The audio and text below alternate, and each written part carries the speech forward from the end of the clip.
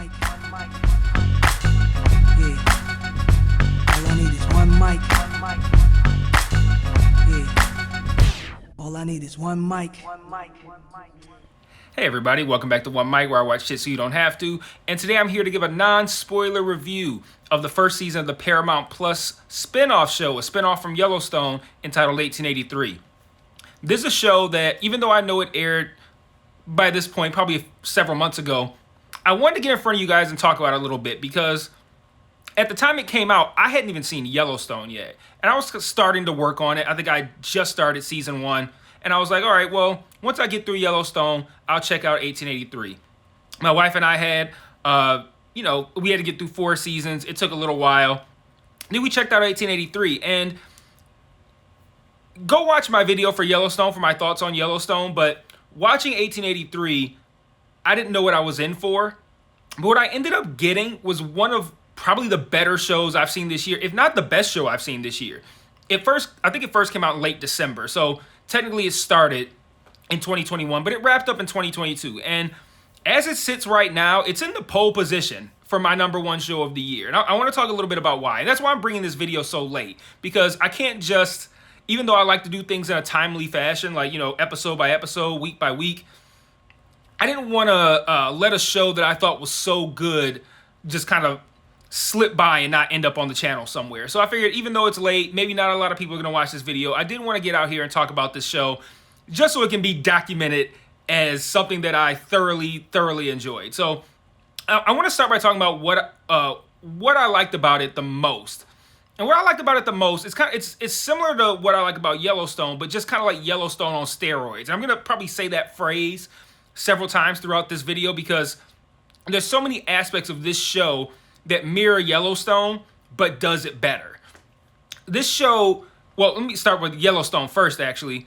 One of the things that intrigued me about Yellowstone was that it seemed like a cowboy version of Succession.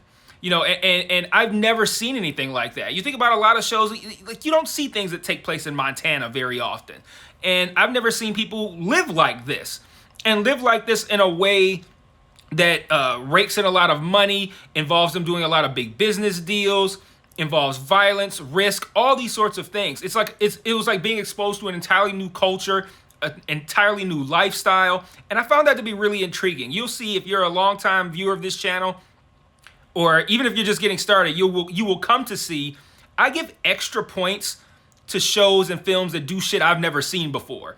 So if you do something that is new and cool, you will get a whole lot of leeway on things that otherwise I might be nitpicky about, because I just love the fact that in an age where everything is like a sequel or a prequel or a remake or a reboot, all that kind of shit, in a world where that's like happening so much and there's so little original intellectual properties and so few intellectual properties and new intellectual properties and so few just new and creative ideas. To have something like this in Yellowstone that show a life that being a city boy from Detroit, I've never seen anything like that before. 1883 took that up a level by essentially like making like real life Oregon Trail. And if you played that game, you understand kind of like, okay, here's what the potential pitfalls could be back in that time, trying to traverse large areas of land. But this show took those things that by modern day standards are like simple, stupid things, like how are we going to get these cows from this place to the next? You're like, what kind of shit is this? But obstacles that would be nothing today are virtually insurmountable during this time when you have so fewer resources. So fewer resources. So that fact made this show so much more interesting to me, because it took things that would not be interesting in general and made them like these huge things that you have to overcome. And I'm sitting here watching, like, if I were to like write out the episode description, this would sound like some boring just garbage, but it's not. It's incredibly compelling. It's, again, Yellowstone on steroids. Yellowstone is a beautiful show, just visually. The landscapes, everything they do, it's shot wonderfully. It looks beautiful. almost to the point that, like I said in my video, there was a scene with Rip that looked like a fucking Folgers commercial. It was ridiculous.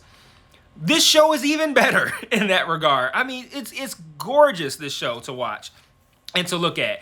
And I just love the fact that when you add in, you take this beautiful scenery, all these beautiful shots and locations, and then you add in this high tension and high drama and high stakes for things that, again, seem so mundane. Like, you think like, oh, that's what this is about. This is what they're gonna have to overcome in this episode. And then when you actually see it play out, it's like, holy shit, that was really fucking entertaining. And that's what I just absolutely love about this show. So, well, that's one of the things I love about this show. But I'm gonna start by talking a little bit about the premise. There's not too much of a premise here. It's about, obviously, I'm assuming any of you who might have watched this show would have also watched Yellowstone. You know that the Dutton Ranch is in Montana. And this show is about John Dutton's ancestors, James and Margaret, and their journey from Texas to what was supposed to be Oregon. We do end up finding out, I believe it's not even until the season finale, how they ultimately ended up setting up shop in Montana. But the premise of the show is like, okay, we're going to go from Texas to Oregon. Let's get these wagon trains all hitched up and our horses and all these kinds of things. And this is what we're going to do.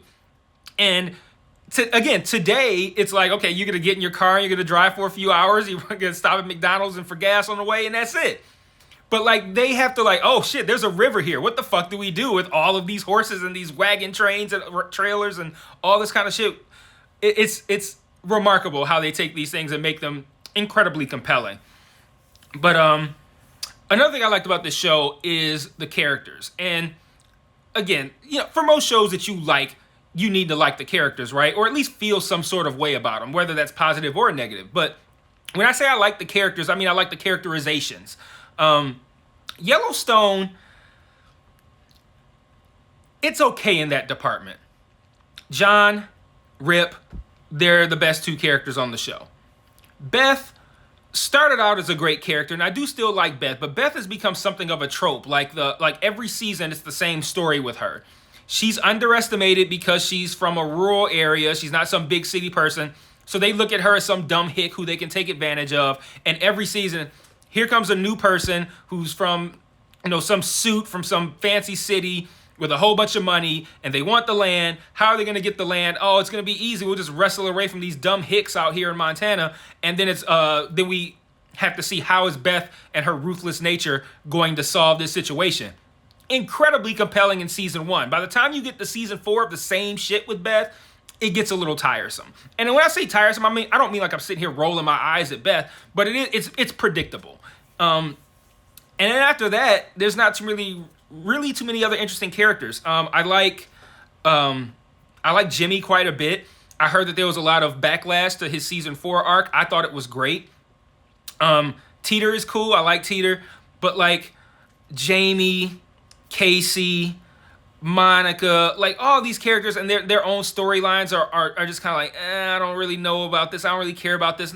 Like, again, after John and Rip, the characters stop being compelling. And like I said, you had Beth in season 1, and Beth remains compelling, but still very predictable. And it's just like, oh, okay.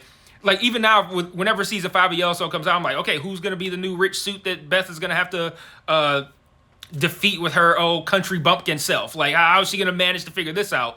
And she gets underestimated and somehow pulls off some ruthless feat. I'm going to roll my eyes at it because I've seen it 4 times already. But this show, by contrast, all of these characters are, 1, incredibly compelling and interesting, but 2, acted on a level that, I mean, I could see Emmy nominations for McGraw, for Faith Hill, for Sam Elliott. Like, these are some big-time acting performances. I was about to say big-time actors, but Tim McGraw and Faith Hill were not big-time actors coming into this thing.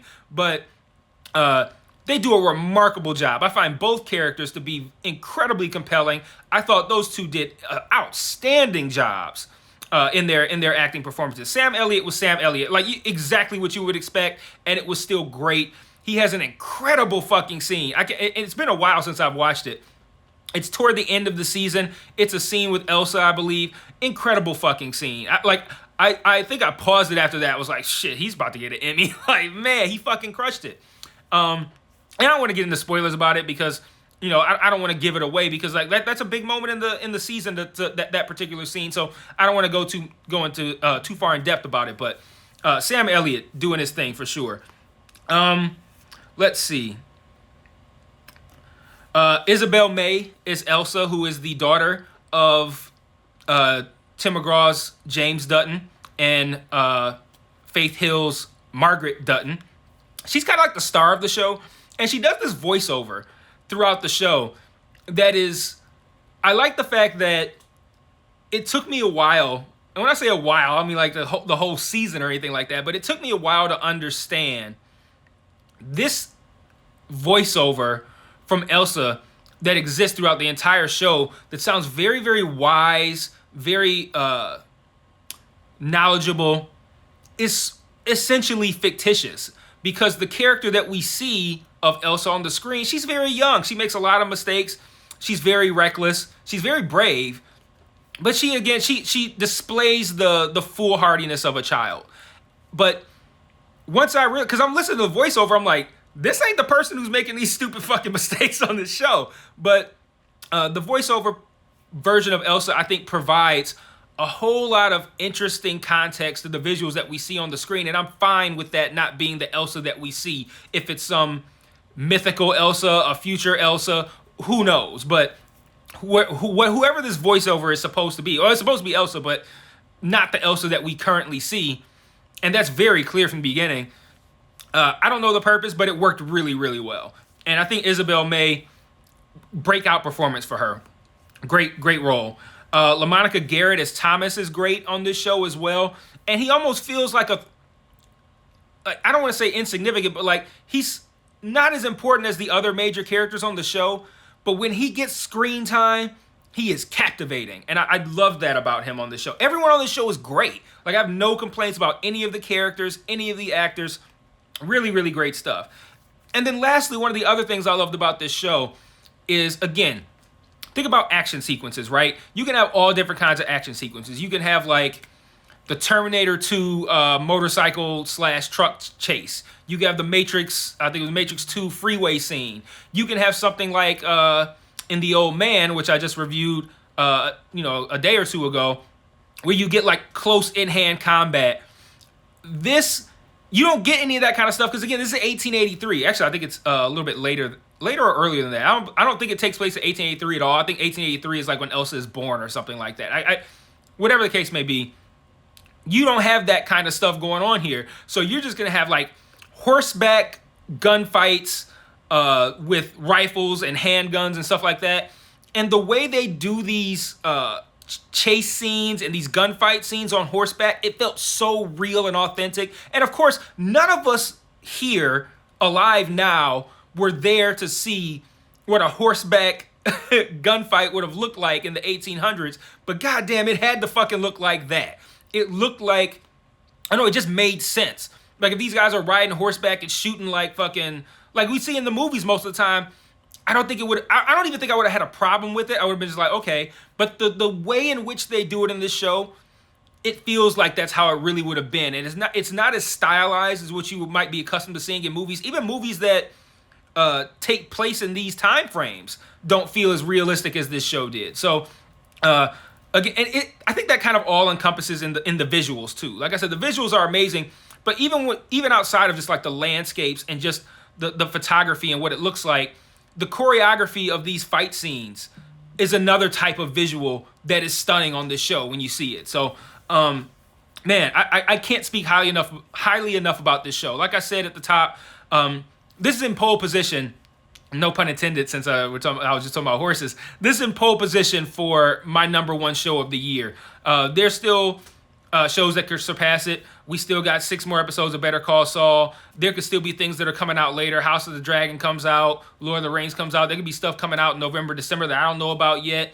More stuff from Taylor Sheridan that could be out before the end of the year. I don't know. But right now, where we're sitting, this show was remarkable. And it was remarkable in every way. The basics.